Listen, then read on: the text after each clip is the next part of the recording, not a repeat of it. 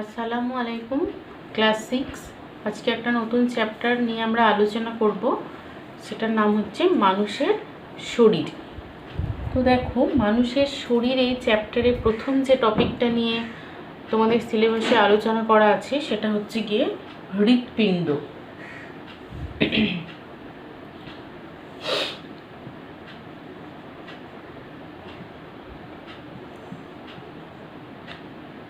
হৃৎপিণ্ড, তো এই হৃৎপিণ্ড কি না, মানব শরীরে একটা অর্গ্যান বা একটা কি বলবো যন্ত্র বলতে পারো হৃৎপিণ্ড, যেটাকে বলা হয় পাম্প যন্ত্র। এই হৃৎপিণ্ড কি করে না, আমাদের রক্তকে পাম্প যন্ত্রের মতো অবিরাম সংকুচিত প্রসারিত হয়ে আমাদের সারা শরীরে রক্তকে সংবাহিত করতে সাহায্য করে। অর্থাৎ রক্তকে সারা শরীরে ছড়িয়ে দিতে সাহায্য করে কে? হৃৎপিণ্ড। কিসের মাধ্যমে? সংকুচিত আর প্রসারিত হয়ে। তাহলে এই হৃৎপিণ্ড, এই যে অঙ্গটা, এটা আমাদের শরীরের মধ্যে অবস্থান করে। তাহলে এই হৃৎপিণ্ডর অবস্থান কোথায় না, হৃৎপিণ্ডটি আমাদের যে বক্ষ গহ্বর, আমাদের বুকের কাছে হাত দিলে আমরা বুঝতে পারবো যে আমাদের যে বক্ষ গহ্বর রয়েছে, সেই হাড়ের যে বক্ষ পিঞ্জর বলে বা বক্ষ গহ্বর বলে, সেই বক্ষ গহ্বরের মধ্যে কি থাকে না, ফুসফুস থাকে। দুটো ফুসফুসের মাঝখানে হৃৎপিণ্ড, অর্থাৎ ফুসফুস দ্বয়ের মাঝখানে হৃৎপিণ্ডটা অবস্থান করে। বুকের মাঝখানে যে শক্ত হাড় রয়েছে সেটাকে বলা হয় বক্ষাস্থি বা স্টার্নাম বলা হয়। কি বলা হয় না, বক্ষাস্থি, অর্থাৎ বক্ষের অস্থি বলে নাম দেওয়া হচ্ছে বক্ষাস্থি। এই বক্ষাস্থির নাম হচ্ছে স্টার্নাম, ইংরাজি নাম হচ্ছে স্টার্নাম। এই স্টার্নাম যে খাঁচা বা বক্ষাস্থি, যে হাড়গুলো আছে, তাদের ভিতরে রয়েছে ফুসফুস, এবং দুটো ফুসফুসের মধ্যেখানে রয়েছে কি না, হৃৎপিণ্ড। তাহলে আমাদের পিঠের পিছন দিকে যদি আমরা দেখি, সেখানে রয়েছে একটা শক্ত দাঁড়া মতো রয়েছে, যেটাকে বলে শিরদাঁড়া বা ভার্টিব্রাল কলাম বলা হয়। হৃৎপিণ্ড থাকে বুকের মাঝখানে এবং শিরদাঁড়ার পিছন দিকে দেখলে শিরদাঁড়া এবং বুকের ফুসফুসের মাঝখানে। তাহলে হৃৎপিণ্ডের অবস্থান যদি বলা হয়, তাহলে হৃৎপিণ্ডের অবস্থান কি বলবে? হৃৎপিণ্ডের অবস্থান বলবে বক্ষ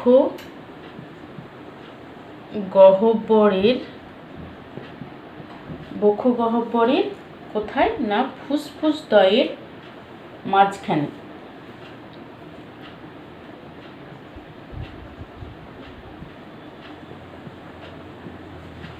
ফুসফুস দ্বয়ের মাঝখানে হৃৎপিণ্ডটা অবস্থান করে। হৃৎপিণ্ডটি প্রশস্ত এবং ওপরের দিকে, হৃৎপিণ্ডের ওপর দিকটা একটু প্রশস্ত, অনেকটা শাঙ্কবাকার। ওপর দিকটা একটু প্রশস্ত, নিচের দিকটা একটু সরু মতো। ঠিক আছে, তো এটা আমাদের কোথায় থাকে না, বাম দিকের যে আমাদের বুকে হাত দিলে বাম দিকে যদি আমরা হৃৎপিণ্ড হাত দিই, তাহলে আমরা হৃৎপিণ্ডকে অনুভব করতে পারবো। কিভাবে না, আমাদের হৃৎপিণ্ড অবিরত বললাম পাম্প যন্ত্রের মতো একবার সংকুচিত হচ্ছে, একবার প্রসারিত হচ্ছে।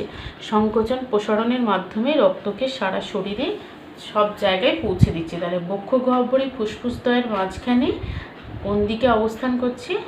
বাম দিকে, তোমার বুকের বাম দিকে চেপে অবস্থান করছে।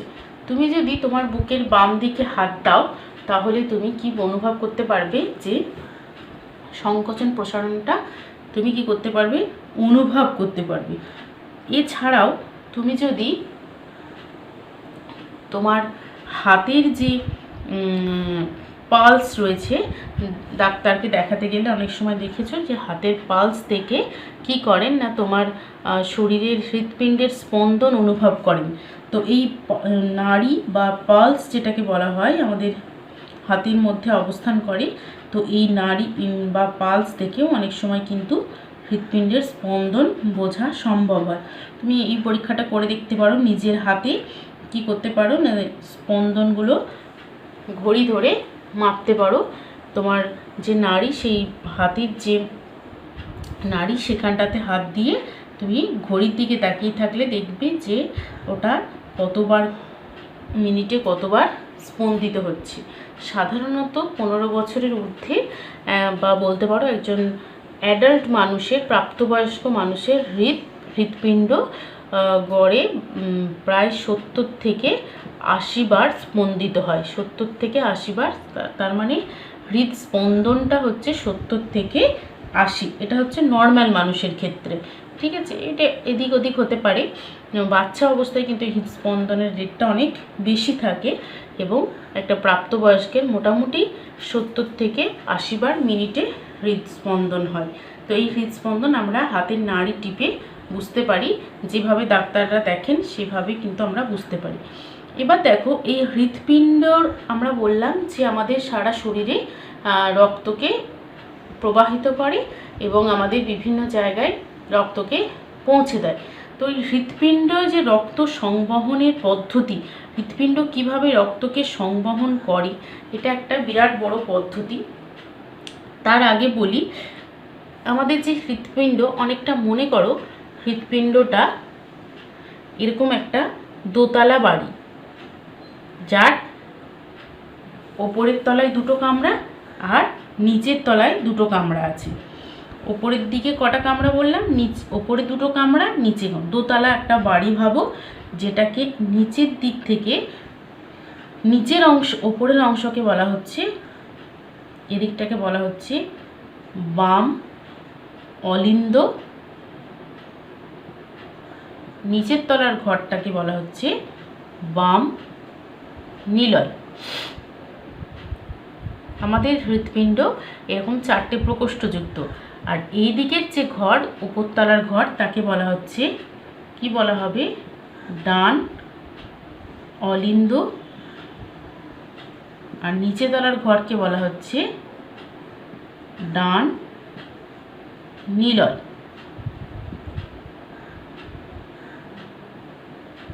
এটা ডান অলিন্দ আর এটা হচ্ছে ডান নিলয়। আর এই হৃৎপিণ্ডের মাঝখানে কি থাকে না, এই যে প্রকোষ্ঠগুলো কি হয় না, প্রকোষ্ঠগুলো দুটো দরজার মধ্য দিয়ে পৃথক করা থাকে, দরজা দিয়ে প্রকোষ্ঠগুলোকে আলাদা করা থাকে। তো এই প্রকোষ্ঠগুলো যে দরজা দিয়ে আলাদা করা থাকে, সেই দরজাগুলোকে বলা হয় কপাটিকা। কি বলা হয়, কপাটিকা। তো হৃৎপিণ্ড যখন সংকোচন প্রসারণ হয়, তখন প্রয়োজনে এই কপাটিকাগুলো খুলে যায়, আবার যখন প্রয়োজন হয় তখন কপাটিকাগুলো বন্ধ হয়ে যায়। তার মানে কি বুঝলাম, যে আমাদের হৃৎপিণ্ড 4টে প্রকোষ্ঠযুক্ত একটা বাড়ি, যার ওপর তলায় রয়েছে দুটো কামরা, নিচের তলায় রয়েছে দুটো কামরা। ওপর তলার বাম দিকের কামরাটাকে বলা হচ্ছে বাম অলিন্দ, আর ডান দিকের কামরাকে বলা হচ্ছে ডান অলিন্দ, আর বাম দিকের নিচের তলার কামরাকে বলা হচ্ছে বাম নিলয়, আর নিচের তলার ডান দিকের কামরাকে বলা হচ্ছে ডান নিলয়। এবার এই ডান অলিন্দ, বাম অলিন্দ বা ডান নিলয়, বাম নিলয়, এরা একটা করে দরজা বা কপাটিকা দিয়ে পৃথক করা থাকে। যখন প্রয়োজন হয় তখন এই কপাটিকাগুলো খুলে যায়, আবার যখন দরকার হয় তখন কপাটিকাগুলি বন্ধ হয়ে যায়। এবার এই কপাটিকার মধ্যে এই যেটা বাম অলিন্দ, এই বাম অলিন্দ আর বাম নিলয়, বাম অলিন্দ আর বাম নিলয়ের মাঝখানে যে কপাটিকা, সেই কপাটিকাকে বলা হচ্ছে কি না দ্বিপত্র কপাটিকা। বাম দিকেরটাকে বলা হচ্ছে, দুটো কপাটিকা আছে, তাহলে বাম অলিন্দ আর বাম নিলয়ের মাঝখানে যে কপাটিকা, বাম অলিন্দ আর বাম নিলয়ের মাঝখানে বলা হচ্ছে দ্বিপত্র। এই কপাটিকার নাম হচ্ছে দ্বিপত্র কপাটিকা বা বাইকাপসিড কপাটিকা বলা হয়, দ্বিপত্র কপাটিকা।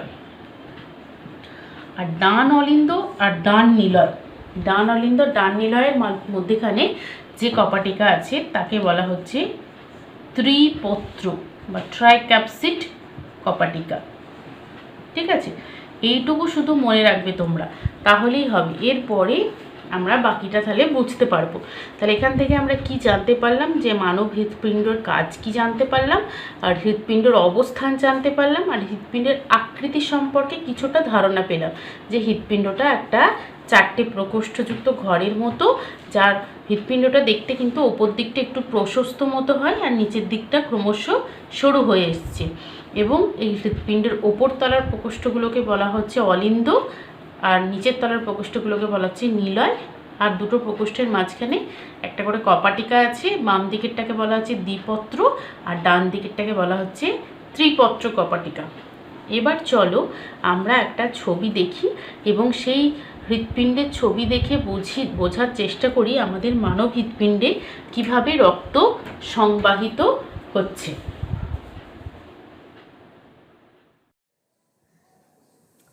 দেখো এই ছবিটা দেখো, এটা একটা আমাদের মানব হৃৎপিণ্ডের ছবি। এই মানব হৃৎপিণ্ডের গঠন তোমরা যেহেতু ক্লাস 6-এ পড়ো, তো তোমাদের অত কিছু নেই, কিন্তু আমরা যদি হৃৎপিণ্ডের মাধ্যমে কিভাবে রক্ত, এই তীর চিহ্নগুলো দিয়ে রক্ত সংবহন দেখানো হয়েছে, কিভাবে রক্তটা কোথা দিয়ে কোথায় যায়। তো এই রক্ত সংবহন জানতে গেলে কিছু কিছু অংশ আমাদের কিন্তু জানতে হবে। তার আগে আমরা 4টে প্রকোষ্ঠ আর 2টো দেওয়াল বা কপাটিকার নাম জেনেছি। দেখো সেই 4টে প্রকোষ্ঠ নর্মাল যে হৃৎপিণ্ডের ছবি তাতে যদি দেখি তাহলে দেখতে পাবো, দেখো এই যে ছবিটা দেখতে পাচ্ছ, এই যে গোল মতো এই যে প্রকোষ্ঠটা, দোতলার ওপর তলার প্রকোষ্ঠ বাম দিকে, এটাকে বলা হচ্ছে বাম অলিন্দ। আর ডান দিকের ওপর তলার এই যে প্রকোষ্ঠটা ছিল মনে পড়ছে, সেটা হচ্ছে ডান অলিন্দ। এটা তাহলে বাম অলিন্দ, এটা ডান অলিন্দ হলো। এবার দেখো নিচের দিকে চলে এসো, ওপর তলা থেকে নিচের তলায় চলে আসছি। নিচের তলার এই যে প্রকোষ্ঠটা, অর্থাৎ নিচের তলার যে ঘরটা, বাম দিকের ঘরটা ছিল কি বাম নিলয়, পুরো এই প্রকোষ্ঠটা পুরোটা হচ্ছে বাম নিলয়। আবার এই দিকে আসো, এইদিকে ডান দিকে এই যে পুরো প্রকোষ্ঠটা, এই পুরো প্রকোষ্ঠটা হচ্ছে ডান নিলয়। তাহলে 4টে প্রকোষ্ঠ ক্লিয়ার হলো, একটা হচ্ছে বাম অলিন্দ, একটা বাম নিলয়, এই পুরোটা বাম নিলয়, আর এটা হচ্ছে বাম নিলয়, আর এটা হচ্ছে ডান নিলয়। এবার দেখো আমি বলেছিলাম দুটো ওপরতলা নিচের তলা ঘরের মধ্যেখানে কি আছে না দেওয়াল বা কপাটিকা রয়েছে। তো এই বাম অলিন্দ আর বাম নিলয়ের মধ্যেখানে বলেছিলাম কি কপাটিকা আছে, এই যে কপাটিকা দেওয়াল, এই দেওয়ালটাকে বলা হচ্ছে কি দ্বিপত্র কপাটিকা বা বাইকাপসিড কপাটিকা। ঠিক আছে, তাহলে এটা হচ্ছে দ্বিপত্র কপাটিকা। দ্বিপত্র কপাটিকাটা কোথায়, বাম অলিন্দ আর বাম নিলয়ের মাঝখানে। ঠিক একইভাবে ডান অলিন্দ আর ডান নিলয়ের মাঝখানে আর একটা দরজা বা কপাটিকা থাকবে, সেটার নাম কি বলেছিলাম, ত্রিপত্র কপাটিকা। এই যে কপাটিকাটা দেখতে পাচ্ছ, এটার নাম হচ্ছে ত্রিপত্র কপাটিকা। এবার হৃৎপিণ্ডের মধ্য দিয়ে রক্ত সংবহন বুঝতে গেলে আরও কিছু অংশ হৃৎপিণ্ডর জেনে রাখতে হবে। এই যে দেখতে পাচ্ছ একটা শিরা উপর দিয়ে গেছে, আবার একটা নিচের দিকে গেছে। এই উপরের দিকেরটাকে বলা হচ্ছে কি ঊর্ধ্ব মহাশিরা। কি বলা হচ্ছে, ঊর্ধ্ব মহাশিরা। আর নিচের দিকেরটাকে বলা হয় নিম্ন মহাশিরা। এগুলো আমাদের হৃৎপিণ্ডের রক্ত সংবহন পদ্ধতি জানতে গেলে জানতে হবে। ওপরটা হচ্ছে ঊর্ধ্ব মহাশিরা, নিচেরটা হচ্ছে নিম্ন মহাশিরা। আর এই যে ধমনী দেখতে পাচ্ছ, এটার নাম হচ্ছে কি ফুসফুসীয় ধমনী। ফুসফুসীয় ধমনীর এটা হচ্ছে বাম দিকের শাখা, আর ফুসফুসীয় ধমনী একটা এদিকে গেছে আর একটা এই ভেতর দিয়ে বেরিয়ে এসে দেখেছো, এটাও একটা ফুসফুসীয় ধমনী, এটা ডান শাখা। তাহলে এইটা হচ্ছে ঊর্ধ্ব মহাশিরা, এটা হচ্ছে নিম্ন মহাশিরা, নিচের দিকে রয়েছে। আর ব্লু রঙেরই এই যে অংশটা, এটা হচ্ছে ফুসফুসীয় ধমনী, আর এটাও হচ্ছে ফুসফুসীয় ধমনী, এটা ডান দিকে আর এটা বাম দিকের শাখা। আর দেখো এই যে অংশগুলো দেখতে পাচ্ছ, এগুলো কি না, এগুলো হচ্ছে কি মহাধমনী। এই যে ছবিগুলো দেখাচ্ছি, এটা মহাধমনীর বিভিন্ন শাখা। এখান থেকে সারা শরীরে কি হবে, রক্ত ছড়িয়ে পড়বে। আর এই দুটো শিরা দেখতে পাচ্ছ, এই দুটো হচ্ছে ফুসফুসীয় শিরা, আর এদিকেও দুটো রয়েছে, এই দুটো হচ্ছে ফুসফুসীয় শিরা। তাহলে আমরা কি কি জানলাম না, ডান অলিন্দ বাম অলিন্দ জানলাম, আর বাম নিলয় ডান নিলয় জানলাম। আর কি কি জানলাম, ঊর্ধ্ব মহাশিরা নিম্ন মহাশিরা জানলাম, আর ফুসফুসীয় ধমনী, এই একটা ফুসফুসীয় ধমনী জানলাম। আর যেটা জানলাম সেটা হচ্ছে মহাধমনী, যেটা যেটা গোটা শরীরে রক্ত পৌঁছে দেয় সেটা হচ্ছে মহাধমনী। আর কি জানলাম, ফুসফুসীয় শিরা। ঠিক আছে, এই কটা অংশ জানলেই আমাদের হয়ে যাবে, রক্ত সংবহন পদ্ধতি আমরা বুঝতে পারবো। আর একটা কথা বলি, এই রক্ত সংবহন পদ্ধতি বুঝতে গেলে দুটো কথা আসবে, একটা হচ্ছে কি বিশুদ্ধ রক্ত, আর একটা হচ্ছে অবিশুদ্ধ রক্ত। দেখো, বিশুদ্ধ অবিশুদ্ধ কিসের ভিত্তিতে করা হয় বলো তো? বিশুদ্ধ মানে যে রক্তের মধ্যে অক্সিজেন বেশি থাকে সেটা হচ্ছে বিশুদ্ধ রক্ত, এবং তাতে কার্বন ডাইঅক্সাইডের পরিমাণ কম, সেই রক্তকেই বলা হচ্ছে বিশুদ্ধ রক্ত। আর অবিশুদ্ধ রক্ত বা দূষিত রক্ত কাকে বলবো না, যে রক্তের মধ্যে কার্বন ডাইঅক্সাইডের পরিমাণ বেশি কিন্তু অক্সিজেনের পরিমাণ কম, তাকে বলা হচ্ছে অবিশুদ্ধ বা দূষিত রক্ত। দেখো, এই যে ডান দিকের পুরো অংশটা দেখানো হয়েছে, যেগুলোতে নীল নীল অংশ রয়েছে, সেগুলো কিন্তু সব অবিশুদ্ধ রক্ততে ভর্তি আছে। অর্থাৎ কীরকম রক্ত? CO2 যুক্ত রক্ত। আর বাকি যে এদিকে রেড কালার করা হয়েছে, এই প্রত্যেকটা রেড কালার দিয়ে বোঝানো যাচ্ছে কি না, এদিকটা হচ্ছে সব বিশুদ্ধ রক্ত, অর্থাৎ অক্সিজেন যুক্ত রক্ত। তার মানে হৃৎপিণ্ডের বাম দিকটাতে কি হয়, সব বিশুদ্ধ রক্ত থাকে, আর ডান দিকটাতে কি থাকে না, অবিশুদ্ধ রক্ত থাকে বা কার্বন ডাইঅক্সাইড যুক্ত রক্ত থাকে।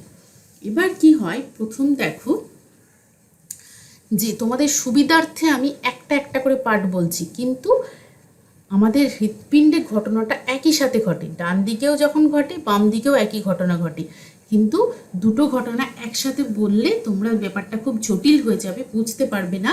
ওই জন্য একটা একটা করে পার্ট বলছি, তারপরে আমি শেষে তোমরা আইডিয়া করে নেবে যে এই যে ম্যাম ঘটনাটা বলছেন এটা কিন্তু দুটো ঘটনাই দুদিকেই, অর্থাৎ ডান দিকে বাম দিকে একই সাথে ঘটছে।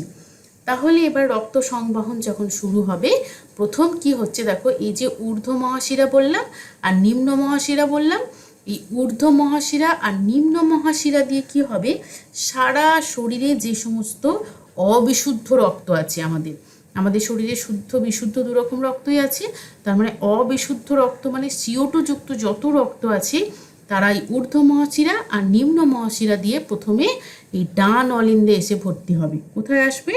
ডান অলিন্দ, অর্থাৎ দোতলার যে ডান দিকের ঘর ছিল সেই ঘরে এসে ভর্তি হয়ে যাবে। এরপরে কি হবে দেখো, যখনই দোতলার ঘরটা ভর্তি হয়ে গেল তখন কি হবে, আর যখন ভর্তি হয় তখন সেটা প্রসারিত অবস্থায় থাকে, যার জন্য রক্তগুলো ঢুকতে পারে। কিন্তু যখন এটা রক্ত দ্বারা পূর্ণ হয়ে যায়, পূর্ণ হয়ে যাওয়ার পর এটার সংকোচনের পেশিগুলো সংকোচন শুরু হয়ে যায়। এই যে হৃৎপিণ্ডের যে ডান অলিন্দর কি হয়, সংকোচন, যেই সংকোচন শুরু হয় তখন কি হয় না, এই যে আমাদের বললাম দরজা আছে ডান দিকের দোতলার ঘরের যে জানাল দরজা, যার নাম বলেছিলাম কি ত্রিপত্র কপাটিকা, এই দরজাটা কিন্তু প্রথমে বন্ধ ছিল যখন ঢুকেছিল, তারপরে এখানে যেই রক্ত পূর্ণ হয়ে সংকোচন শুরু হলো তখন এই দরজাটা খুলে গেল। যেই খুলে গেল তখন কি হলো, এই অবিশুদ্ধ রক্তগুলো ডান অলিন্দ থেকে ডান নিলয়ে এসে চলে এলো। যেই নিলয়ে চলে এলো তখন কি হলো, এই দরজাটা আবার বন্ধ হয়ে গেল। ঠিক আছে, দিয়ে এই এখানে যখন এলো তখন এটা আবার প্রসারণ অবস্থায় থাকে, যখনই রক্ত ঢোকে তখন সেটা প্রসারিত অবস্থায় থাকে। যে রক্ত দ্বারা পূর্ণ হয়ে যাবে তখন তার সংকোচন শুরু হবে। এবার দেখো তাহলে কি হলো, দোতলার ডান দিকের ঘরে থেকে সেই CO2 যুক্ত রক্ত কি হলো, একতলার ডান দিকের ঘরে ত্রিপত্র কপাটিকা দিয়ে কোথায় এলো, ডান নিলয়ে এসে পড়লো। এবার কি হবে, ডান নিলয় সেই রক্ত যেই পূর্ণ হলো তখন সে সংকুচিত হয়ে গেল। সংকুচিত হয়ে কি হলো না, তখন সেই রক্তকে ফুসফুসীয় ধমনী দিয়ে কি করছে, ফুসফুসে পাঠিয়ে দিচ্ছে। এই যে ফুসফুসীয় ধমনী, ফুসফুসীয় ধমনী মানে এটা কার সাথে কানেক্টেড আছে, ফুসফুসের সাথে কানেক্টেড আছে। এটা ফুসফুসীয় ধমনী দিয়ে কোথায় গিয়ে পৌঁছাচ্ছে না ফুসফুসে যাচ্ছে। কেন যাচ্ছে বলো তো ফুসফুসে? কারণ এটা তো অবিশুদ্ধ ছিল, অবিশুদ্ধ রক্তটা যখনই ফুসফুসে যাবে, এখানে ধরো ফুসফুস আছে, সেই ফুসফুসে আমরা কি করি না আমাদের শ্বাস প্রশ্বাসের সময় ফুসফুস কি করে, অক্সিজেনযুক্ত বাতাসকে টেনে নেয়, যার জন্য ফুসফুসে অনেক অক্সিজেন থাকে, আবার কার্বন ডাইঅক্সাইড যুক্ত বাতাসকে বাইরে বের করে দেয়। তাই জন্য এই CO2 যুক্ত রক্ত ফুসফুসে গিয়ে কি হয় না সে কার্বন ডাইঅক্সাইডটাকে বের করে দেয়, আর ফুসফুসে যে অক্সিজেন জমা ছিল সেই অক্সিজেনের সঙ্গে যুক্ত হয়ে যায়। অক্সিজেনের সঙ্গে যেই যুক্ত হয়ে গেল তাহলে সেটা শুদ্ধ রক্ত হয়ে গেল, অর্থাৎ CO2 যুক্ত রক্ত হয়ে গেল। এবার তাহলে কি হয় না ফুসফুসে এই অবিশুদ্ধ রক্ত থেকে CO2 গুলো বেরিয়ে যায়, আর ফুসফুস থেকে O2 গুলো কি হয় রক্তকে বিশুদ্ধ করে তোলে। তখন এই ফুসফুসীয় ধমনী দিয়ে বেরিয়ে যাওয়া রক্তটা তাহলে বিশুদ্ধ হয়ে গেল ফুসফুসে যাওয়ার পর। নিয়ে তখন সেই রক্তটা কি হয় জানো তো, সেই রক্তটা তখন এই ফুসফুসীয় শিরা দেখতে পাচ্ছ, এই যে এই 4টে শিরা, এই ফুসফুসীয় শিরা দিয়ে কি করছে না বাম অলিন্দে প্রবেশ করছে। কোথায় না দোতলার যে বাম দিকের ওপরতলার ঘর ছিল যেটার নাম ছিল বাম অলিন্দ, এরা তখন বিশুদ্ধ রক্তগুলো এই ফুসফুসীয় শিরা দিয়ে কোথায় ঢুকলো, বাম অলিন্দে ঢুকলো। যখন ঢুকেছিল তখন কি অবস্থায় ছিল, অবশ্যই প্রসারিত অবস্থায় ছিল। নিয়ে যেই এটা রক্তপূর্ণ হয়ে গেল তখন কি হলো, এটা সংকোচন শুরু হলো। সংকোচন যেই শুরু হবে তখন দোতলার ওপর ঘরের যে দরজা যেটার নাম ছিল দ্বিপত্র কপাটিকা, সেই দ্বিপত্র কপাটিকাটা খুলে যাবে। তখন বাম অলিন্দ থেকে সব বিশুদ্ধ রক্তগুলো কি হবে, নিচে তলার রুমে চলে আসবে, অর্থাৎ বাম নিলয়ে চলে আসবে, যখন বাম নিলয়টা প্রসারিত অবস্থায় ছিল। এবার দেখো বাম নিলয়ে রক্তটা আসার পর এই বাম নিলয় থেকে রক্ত কি করবে না এই যে আমাদের মহাধমনী, বাম নিলয়ের সঙ্গে মহাধমনীটা যুক্ত আছে, এই মহাধমনী দিয়ে অনেকগুলো শাখা আছে, সেই শাখা দিয়ে আমাদের গোটা শরীরে ছড়িয়ে পড়বে, কারণ আমাদের শরীরে বিশুদ্ধ অক্সিজেনযুক্ত রক্ত প্রয়োজন। সারা শরীরে যে আমাদের কলা কোষ আছে যেখানে আমাদের গোটা শরীরে রক্ত সংবাহিত হবে। তো এইভাবে কি হয় না রক্ত পরিবাহিত হয়। তাহলে তোমরা খুব সুন্দরভাবে বুঝতে পারলে যে কিভাবে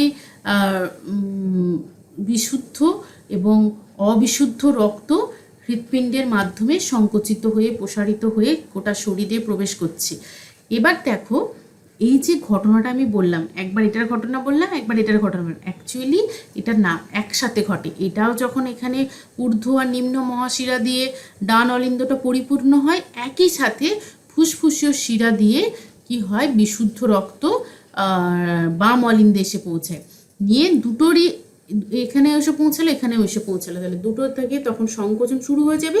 তখন ত্রিপত্র কপাটিকা দিয়ে ডান নিলয়ে আর দ্বিপত্র কপাটিকা দিয়ে বাম নিলয়ে আসবে, দিয়ে বাম নিলয় থেকে বিশুদ্ধ রক্ত মহাধমনী দিয়ে সারা শরীরে ছড়িয়ে পড়বে, আর ডান নিলয় থেকে অবিশুদ্ধ রক্ত কি করবে ফুসফুসীয় ধমনী দিয়ে ফুসফুসে গিয়ে পৌঁছাবে, এবং ফুসফুসে গিয়ে অক্সিজেনের সাথে যুক্ত হয়ে আবার বিশুদ্ধ হবে এবং ফুসফুসীয় ধমনী। এইভাবে এটা অবিরাম গতিতে হতে চলেছে আমাদের শরীরে সংকোচন আর প্রসারণ, সংকোচন আর প্রসারণ। এইভাবে কিন্তু হৃৎপিণ্ড অবিরত পাম্প করে কি করছে না আমাদের গোটা শরীরে বিশুদ্ধ প্রয়োজনীয় রক্তগুলোকে ছড়িয়ে দিচ্ছে। তাহলে তোমরা আশা করি এই হৃৎপিণ্ডের রক্ত সংবহন পদ্ধতিটা বুঝতে পেরেছো।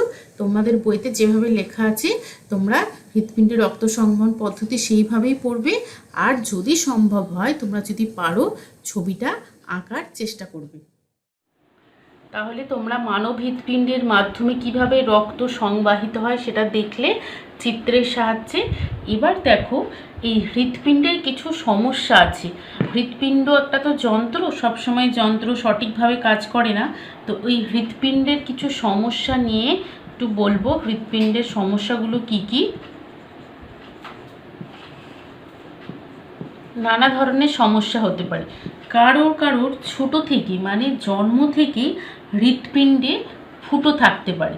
হৃৎপিণ্ডে কি থাকতে পারে? ছিদ্র থাকতে পারে। এই হৃৎপিণ্ডে যাদের ছিদ্র থাকে, এই হৃৎপিণ্ডে ছিদ্র থাকার জন্য কি হয় না, খুব কম সময়ে হাঁপিয়ে ওঠে, দুর্বল হয়ে যায়। এরকম অনেকেরই সমস্যা হয় না, এরা অতটা অ্যাক্টিভ হয় না। যাদের হৃৎপিণ্ডে ফুটো থাকে তারা কি করে না, তারা অল্প সময়েই হাঁপিয়ে ওঠে এবং চুপ করে বসে থাকতে ভালোবাসে, কোনো কাজে কোনো এনার্জি পায় না এবং আরও অন্যান্য অনেক সমস্যা হতে থাকে। এটা কিন্তু একটা জন্মগত সমস্যা। ফুটো থাকে বা ছিদ্র থাকে, কোথায় না, হৃৎপিণ্ডে ছিদ্র। এছাড়া আরও সমস্যা হতে পারে। কি সমস্যা না, অনেক সময় হৃৎপিণ্ড বললাম সংকুচিত আর প্রসারিত হয়ে রক্ত সংবহন করে, তোমরা দেখেছো তো। এই যে সংকোচন, হৃৎপিণ্ডের যদি সংকোচন মাঝে মধ্যে বন্ধ হয়ে যায় তখন কিন্তু খুব সমস্যা হয়। সংকোচন কি হয়, মাঝে মধ্যে বন্ধ হয়ে যায়, মাঝে মাঝে কি হতে পারে না, মাঝে মাঝে বন্ধ হয়ে যেতে পারে। মাঝে মাঝে বন্ধ হলে তখন কিন্তু সেই যন্ত্রটি আর কাজ করে না। তখন কি করতে হয় না, সেই ব্যক্তির শরীরে পেসমেকার যন্ত্র বসাতে হয়। পেসমেকার নামক এক ধরনের যন্ত্র আছে, যেটা হৃৎপিণ্ডের সংকোচনকে আবার স্বাভাবিক করে দেবে। তাহলে এটাও এক ধরনের হৃৎপিণ্ডের সমস্যাজনিত রোগ, হৃৎপিণ্ডের সংকোচন মাঝে মাঝে বন্ধ হয়ে যাওয়া। এছাড়াও হৃৎপিণ্ডের সমস্যা কি হতে পারে না, যে হৃৎপিণ্ডের যে দেওয়ালগুলি, সেই বললাম কপাটিকা বা দেওয়াল, সেই দেওয়ালগুলিতে রক্ত চলাচল অনেক সময় কমে যায়। দেওয়ালের পেশিগুলিতে কি হয়, দেওয়ালের যে পেশিতে রক্ত চলাচল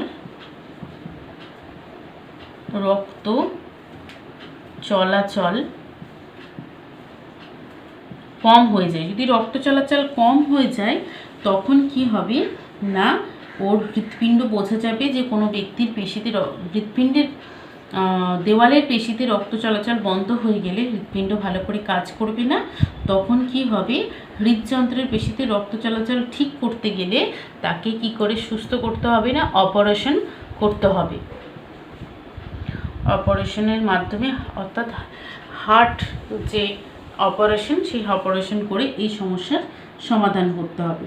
তো এইগুলো হচ্ছে হৃৎপিণ্ডের বিভিন্ন ধরনের সমস্যা, এবং সেই সমস্যাগুলো কি কি তোমরা জানলে। একটা জানলে হৃৎপিণ্ডের ছিদ্র, যেটা জন্মগত ত্রুটি, আর একটা হচ্ছে হৃৎপিণ্ডের সংকোচন মাঝে মধ্যে বন্ধ হয়ে যাওয়া, যার জন্য পেসমেকার নামক একটা কৃত্রিম যন্ত্র হৃৎপিণ্ডের মাঝে বসাতে হয়। আর একটা হচ্ছে হৃৎপিণ্ডের যে দেওয়ালের পেশি, সেখানে যদি রক্ত চলাচল কমে যায় তখন সেক্ষেত্রে অপারেশনের দরকার হয়। তাহলে তোমরা আজকে এই টপিক থেকে যে যে কোয়েশ্চেনগুলো পড়বে সেগুলো হচ্ছে, এক হচ্ছে হৃৎপিণ্ডের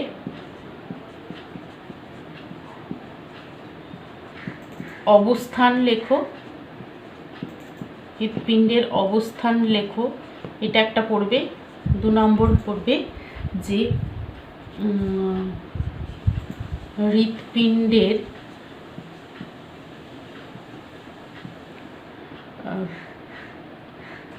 প্রকোষ্ঠগুলির নাম লেখো, অর্থাৎ প্রকোষ্ঠগুলোর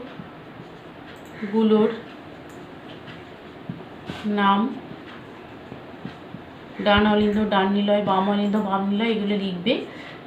আর কি লিখবে, কপাটিকাগুলির নাম লিখবে, কপাটিকাগুলির নাম লিখতে হবে। অর্থাৎ একটা হচ্ছে দ্বিপত্র কপাটিকা আর একটা হচ্ছে ত্রিপত্র কপাটিকা। আর যেটা বড় প্রশ্ন, আর একটা প্রশ্ন করতে হবে, যেটা বড় কোশ্চেন হিসেবে আসে, সেটা হচ্ছে হৃৎপিণ্ডের, মানব হৃৎপিণ্ডের রক্ত সংবহন পদ্ধতি বর্ণনা করো। এটা যেটা ছবি দেখে বোঝালাম সেটা বর্ণনা করো। তাহলে এখানে কিন্তু বড় কোশ্চেন হিসেবে এটা কিন্তু পড়তে হবে। আর 5 হচ্ছে হৃৎপিণ্ডের সমস্যাগুলি লেখো।